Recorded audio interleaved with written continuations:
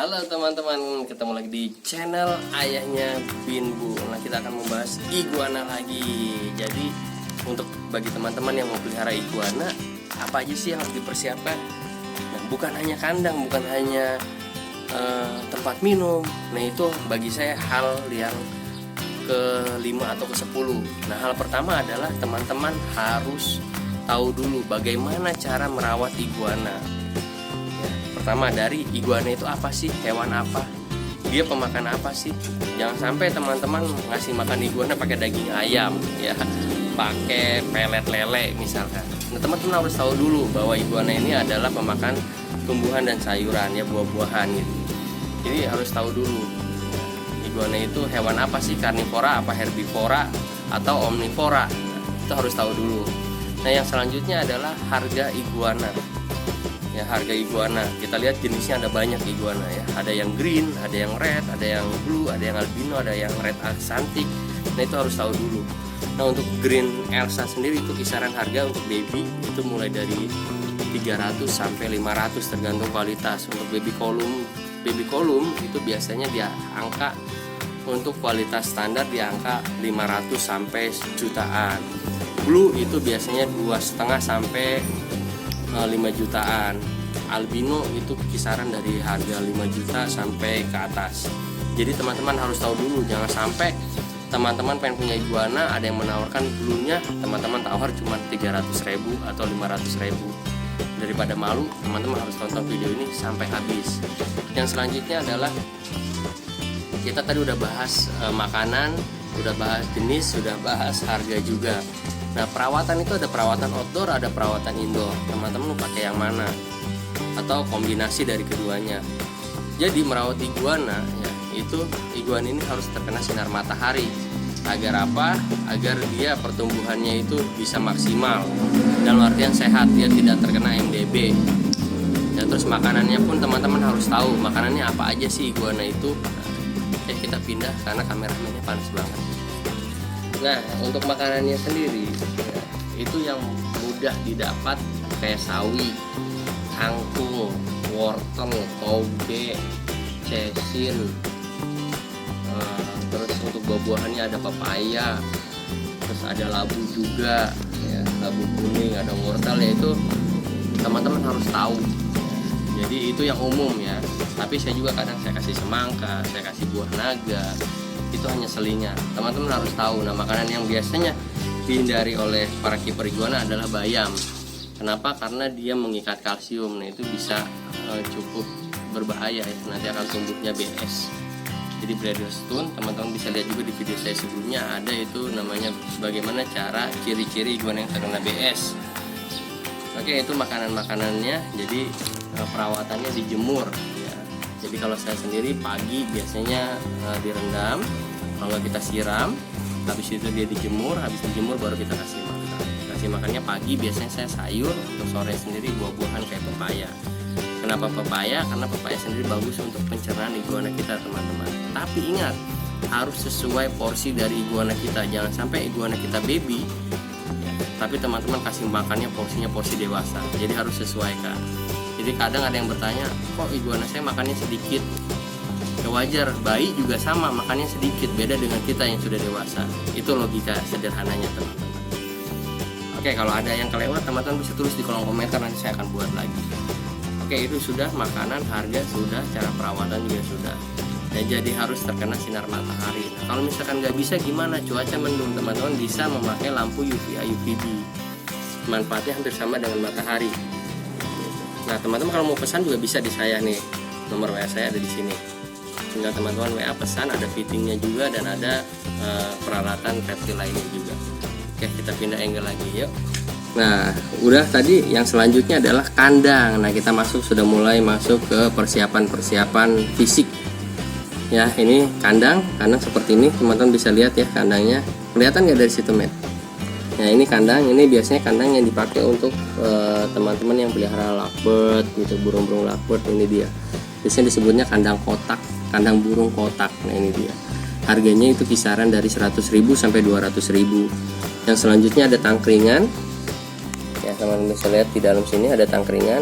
Nah tangkringan ini gunanya agar kaki-kaki iguana itu sempurna, dia jadi seperti di alamnya. Terus ada tempat minum, itu teman-teman bisa lihat. Nah tempat minum ini persediaan dia ketika dia merasa dehidrasi, jadi dia bisa minum.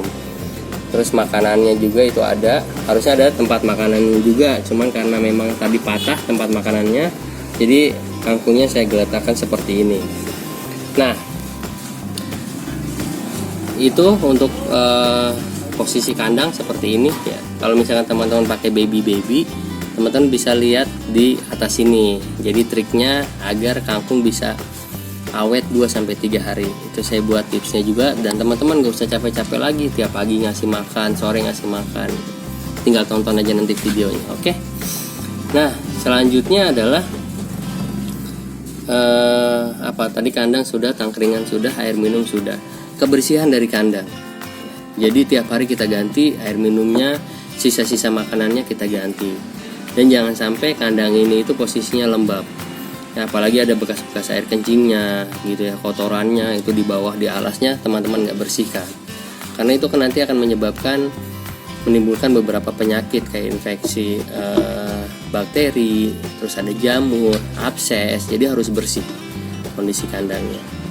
Oke, jadi memang ketika kita memelihara hewan gitu, atau binatang, ya mau nggak mau kita harus meluangkan waktu kita. Jangan sampai teman-teman, saya sibuk tapi pengen melihara iguana, nah mendingan nggak usah. Oke, yang selanjutnya itu perawatan ya. Jadi teman-teman bisa rendam dengan daun sirih hangat. Rebusan daun sirih, posisi airnya itu hangat-hangat kuku agar mencegah dan mengobati jamur ataupun bakteri yang ada pada iguana kita. Nah saya sendiri itu sedang mengembangkan ini dia. Jadi ini bisa dibilang serum ya. Ini racikan saya. Ini untuk spike, untuk badannya juga agar tetap lembab, tidak kering. Speknya juga sama, dan ini bisa membunuh bakteri maupun jamur yang ada pada iguana kita. Nah ini kita akan coba ya. Jadi kalau ini berhasil racikannya, ini karena masih percobaan, butuh koreksian lagi, butuh pengembangan lagi gitu. Kurang apa, jadi belum final. Oke, itu dia teman-teman, bagaimana persiapan kita ketika kita memelihara iguana kita. Jadi kalau misalkan teman-teman pakai lampu UVA UVB, itu saya sarankan tidak taruh di tengah sini ya. Ini kan outdoor, kalau outdoor sih nggak usah ditaruh tengah sini, tapi sisakan beberapa spot itu gelap atau tidak terkena sinar dari lampu UVA UVB itu, agar dia bisa berteduh ketika merasa kepanasan. Jadi tidak overhead. Itu nanti kalau overhead, kasihan kulitnya bisa terbakar. Jadi di sini ini belum saya rawat ya. Jadi kita lagi percobaan pakai showroom yang saya buat ini. Jadi untuk spike ini usahakan agar lembab, tidak kering. Jadi di sini isinya cairan. Jadi bagaimana caranya kita agar si spike ini tetap bagus ya, tetap tegak dan keren banget. Nah banyak dari kiper iguana itu yang dia memakai kayak aloe vera. Nah itu bisa yang alami pakai lidah buaya. Terus ada juga yang pakai gel lidah buaya juga, itu sama aja teman-teman. Ada yang pakai minyak zaitun. Itu banyak cara untuk kiper. Jadi nggak semua kiper iguana itu sama caranya. Jadi jangan sampai teman-teman, kok kata si A pakai ini, kata si B pakai ini. Nah itu sesuai selera kita, sesuai perawatannya masing-masing. Kalau saya sendiri ini, saya membuat serum ya atau racikan ini. Jadi bukan hanya melembabkan, bukan hanya untuk memelihara kulit dan spike ini, tapi dia juga bisa membunuh bakteri bahkan jamur yang ada pada iguana kita. Jadi caranya simpel sekali. Nah, tinggal kita tuang seperti ini ke tangan. Oke, terus kita kasih seperti ini. ini amannya kita bisa pakai ke seluruh tubuh dari iguana kita. Ini dia membuat iguana kita lembab. Kan ya iguana.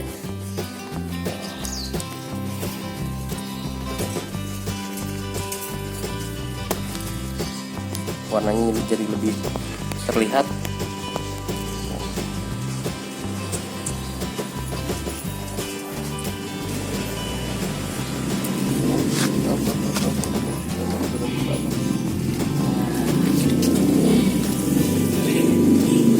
Ini baru saya keep ya teman-teman, jadi masih belum ditot.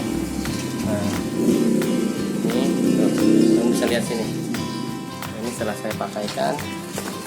Oke, saya taruh dulu gini.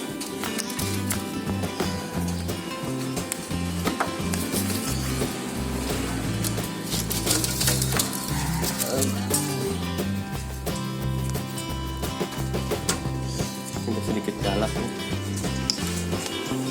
Jantan tulen.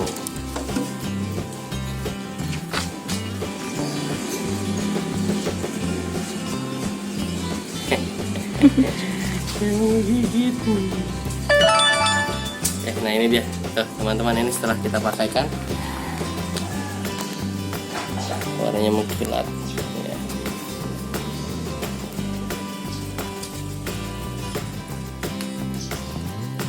Nah ini dia udah ngapa-ngapain tuh, slow ya spek-speknya.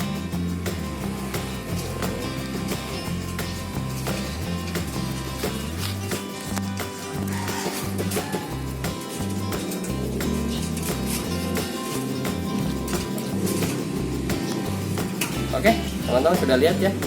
Jadi jadinya seperti ini.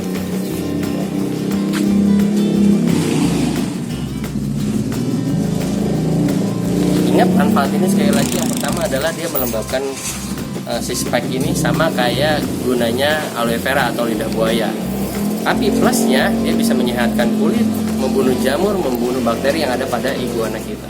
Oke, itu dia videonya. Kalau teman-teman masih bingung, ada yang mau ditanyakan, bisa tulis di kolom komentar ataupun bisa WA ke nomor saya. Terima kasih banyak dan dadah teman-teman.